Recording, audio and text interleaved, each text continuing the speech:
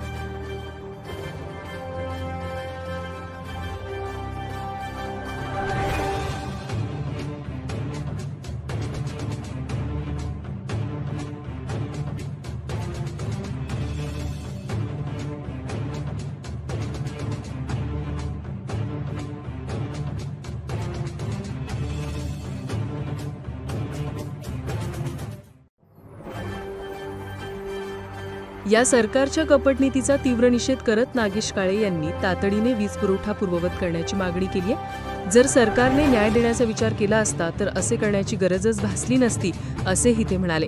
सरकारने कितीही अडथळे आणले तरी मराठा समाज आपला लढा सुरूच ठेवेल आणि हक्क मिळवूनच दाखवेल, असा निर्धारही त्यांनी यावेळी व्यक्त केलाय। पाहत रहा गीता संघर्ष न्यूज आणि रहा सदैव अपडेट।